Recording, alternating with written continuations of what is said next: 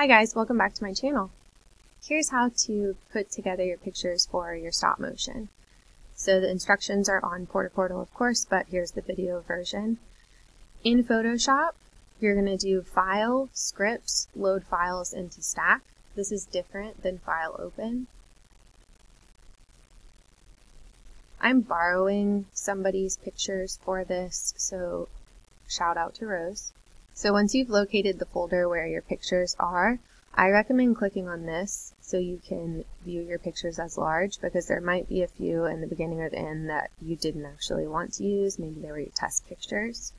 So click on the first picture, scroll down, hold Shift, click the last picture, and that selects them all. Hit OK. It'll take a second, but then they will all appear in the window here, and hit OK. I'm going to pause while these load. Loading all of your layers might take a minute, so just be patient. All of my layers are now in my stack, so I've done both of these steps. And so next is right here, open the timeline window by going Window, Timeline. Once I've done this, this is the part that always trips people up. So remember, you're clicking this little arrow, Create Frame Animation, and then this is an actual button that you need to press. Once you press this, your timeline appears with your first frame. Next, your pictures are in normal order right here, but when they come down to the timeline, it reverses them. So to kind of counteract that, we're going to reverse our layers. We're clicking on the first layer, scrolling down, holding Shift, click the last layer. Then you're coming to the top toolbar, Layer, Arrange, Reverse. Once you've done that, it flips the order. So we're done with this step. Then we're coming here, we're clicking on these three lines, Make Frames from Layers. This will bring all of your layers down into your timeline. And we're finishing it up on this slide. So we're clicking on our first scene, scrolling all the way to the end, hold Shift, click the last one. Then you can click on any of the 0-second time drop downs to choose the time that you want the speed for each frame to be. I usually recommend 0.1 or 0.2 seconds unless there's something that you specifically want slower. Once you've changed the time, hit the play button to test out your speed. So decide if you like that or not. You can also individually choose certain frames to change the time. If for some reason you want something longer or faster, you can do that. So if I like this time here, this is the step that's really important when you're making a GIF using images. You need to change the file size, the image size, so that it doesn't crash. So we're going to do that by going to Image, Image Size. This is a landscape stop motion, so I'm changing the width.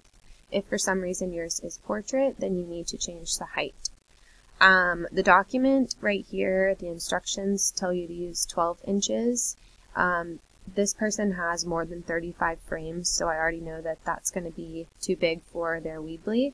So I'm going to test this out at 10 inches. I'm changing the resolution to 72 as the instructions say. Because I changed the width and this is linked, the height automatically changes, so don't try to change that box. I'll hit OK. This takes a second to load, so I'll be back. Okay, so now you'll see the file looks much smaller. And finally, I'm going to do File, Save for Web.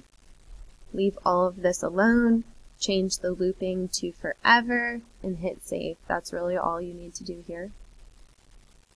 Make sure this doesn't save to Documents, but instead go save it in your photo folder. You should have a stop motion folder. I'm sure you already have one. And in here, call it what you want, cream.gif, and save. And I'll be back. Before you close out your Photoshop, it's important to make sure that your GIF is going to upload to your website, your Weebly, that it's not too big. If you do end up getting this pop-up, which is telling you that your file is too big to upload to your website, you need to come back over to Photoshop, go to Image, Image Size. So I tried 10 inches before, that was too big, so I'm going to go ahead and jump down to 8 inches, say OK, save for web, try to upload it again to Weebly, hopefully that one works. If you have a really large number of frames for some reason, you might need to go down to 6, but that's really the lowest that I've seen a student need to do for this. So once you're done, change the size, save for web, put it on your Weebly, and make sure it works, and don't forget to hit that blue publish button.